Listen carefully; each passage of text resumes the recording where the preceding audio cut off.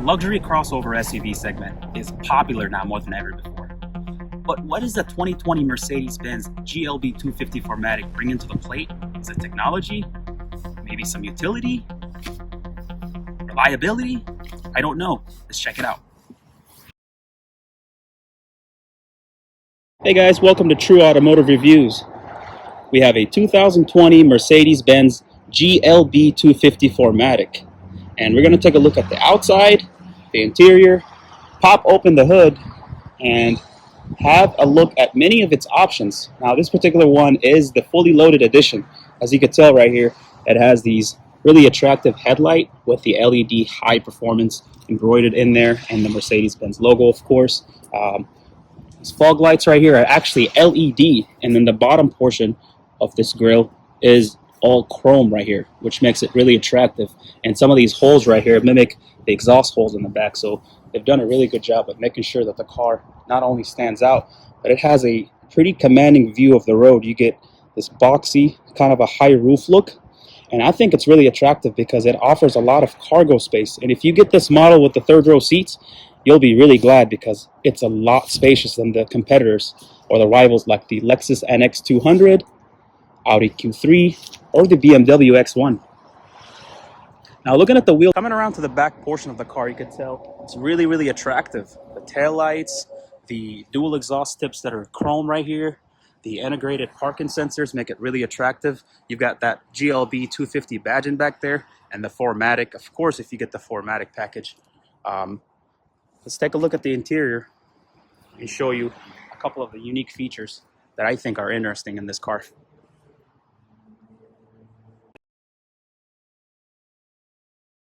Now, unlocking your Mercedes-Benz GLB should be fairly easy. You just have to have the key in your pocket. And as you can tell right here, it's locked because the mirrors are folded and it has power folding mirrors.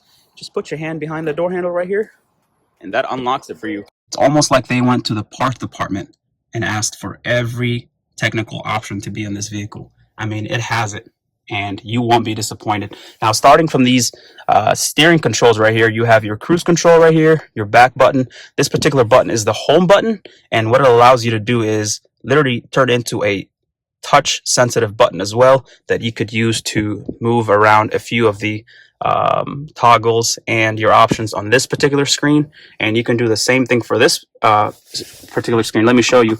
I'm going to start the car, and you can see that it is two separate screens. It's huge, and they're connected, so it gives you that complete look. It's really, really awesome. And these controls right here all are for this screen and then also for cruise control.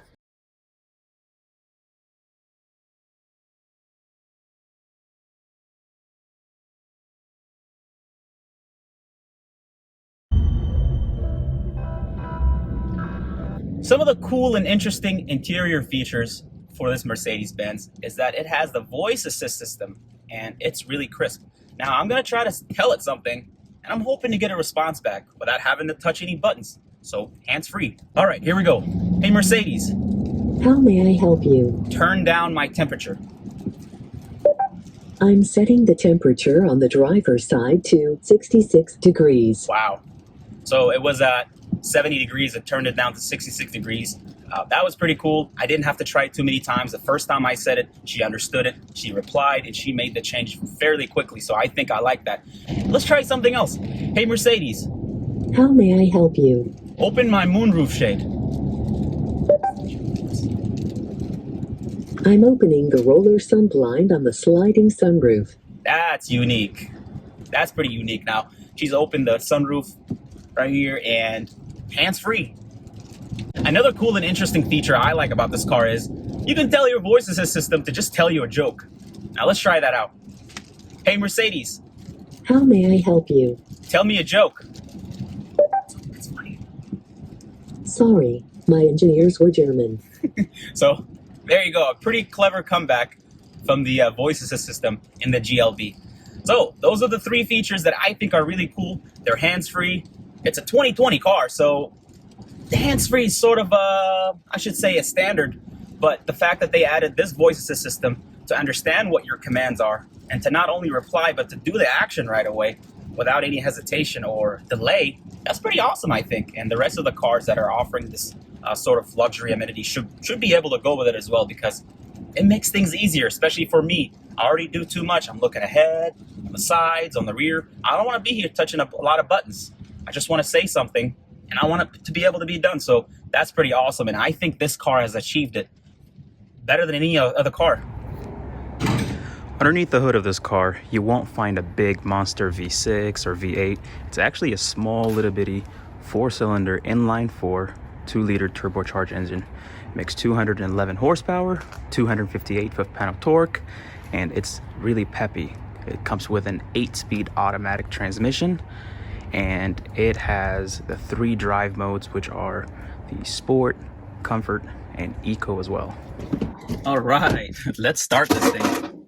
Let's just begin with Eco mode here in our dynamic drive control system, and let's see how it handles. Going about 35 miles an hour now, and it feels really reserved. It feels conserved. It feels like it's holding back.